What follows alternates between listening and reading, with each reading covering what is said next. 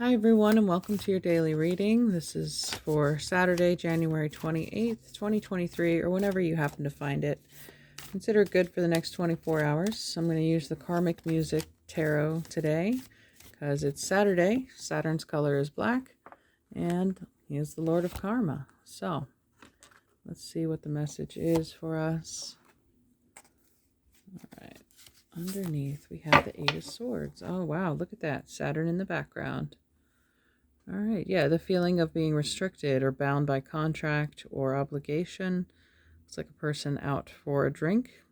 They don't look too excited about it, though. It's almost like they're a slave to their patterns, and maybe they go out for a drink and a smoke after work, but those can be detrimental, harmful things to our bodies in excess. So if that is something that you're contending with, then it might be just an awareness that the Eight of Swords message is, though, you're not permanently stuck in that situation.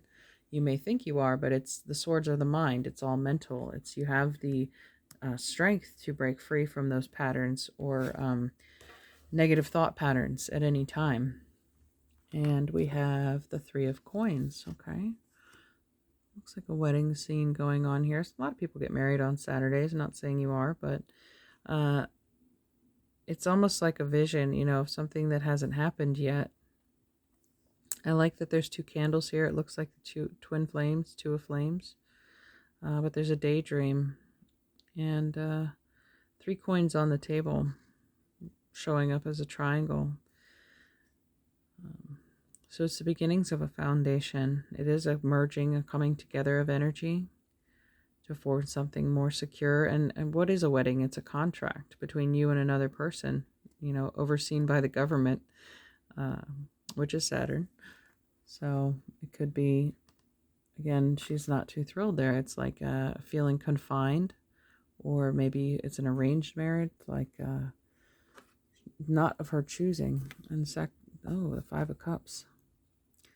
Yeah, some kind of disappointment, loss or lack. Even if you are, at a happy occasion where you're coming together with somebody, there is still losing a part of yourself in the process as you lose yourself in another person. Okay. And finally, the Nine of Cups. All right, well, it's really not all sad. There's earth and water here in the three main cards, which are very feminine, receptive energy. It's almost like in the Five of Cups, there's always 2 cups left standing in the background, and they're yours to utilize. They're upright. You can combine them and create this Nine of Cups scenario, taking what's good and making the best of it, and letting go of the most restrictive or difficult aspects about it. So we all have obligations, but there's still freedom that can be found, especially in creativity or artistic pursuits. Because art is freedom. No one has the power to control your mind and tell you how to create a certain project or an image or a sound. That's for you. So if you find yourself maybe in a limiting situation, remember that you have your mind, you still have your heart and your soul. Those are the 2 cups still standing in your life, and you can use them to express yourself. We have opposition, imbalanced, a point of tension, and a power struggle. Okay, so we see, again, like this relationship difficulty some of you are struggling with, or feeling that you're not living up to your full potential because of maybe family or partner situations. House 4, cultural and family roots, home, peace, and comfort. Okay, so something in the home. Again, feelings of duty and responsibility. That's what Saturn does for us. He's that planet. Then we have Chiron, hurt and heal. Chiron's the wounded warrior. So if you are able to look up your natal chart, I would suggest you find out where Chiron is, what house it falls in. These are your hidden wounds that you are tasked in this lifetime with confronting and healing. So we all have Chiron somewhere in our chart. But if it's being aspected heavily by Saturn or another planet, then give that a try. Maybe it's Venus, because we have so much relationship energy here. But again, I don't want this to be a doom and gloom reading. There's freedom available in the Nine of Cups. But we also have a choice. With the Eight of Swords, people feel confined and like they can't escape. But the reality is they can. It's all a choice. And then we have gratitude. Be grateful for all you have. And there's more children here. I think a lot of you are satisfied with what you have. And maybe that's the fear of, you're weighing your options. Well, I can't walk away from my family or my obligations or my loved ones, because I am grateful for the things they bring me and give me. So there might be some contemplation that goes on today that you need to... Okay, well, underneath the deck, we have creative wonderment. Follow your passion. I mentioned creativity as freedom here. That's how you escape the bounds of Saturn. The next planet is Uranus. That's the creative planet.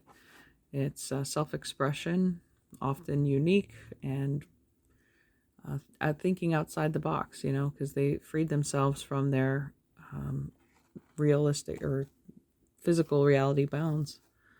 It's out of bounds. Saturn has no power over Uranus. Okay. Finally, let's get an archetype card.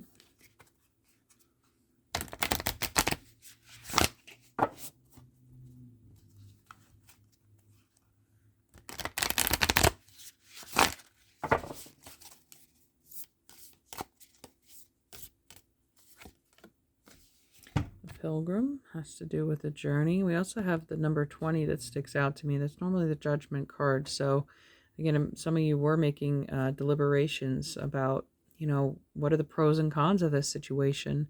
Is it worth it for me to stay? How much of myself am I sacrificing by remaining in this role, whatever that is? Okay.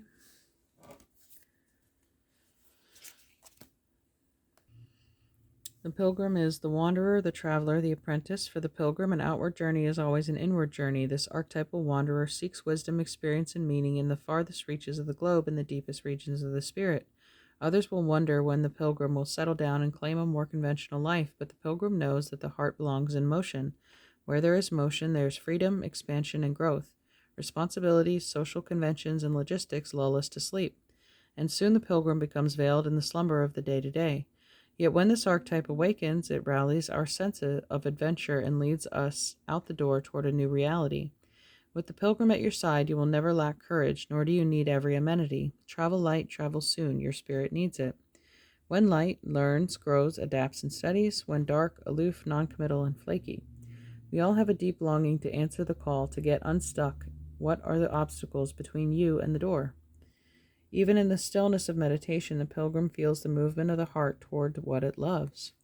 Okay, so I think a lot of you are seriously contemplating devoting your future to yourself as opposed to your obligations.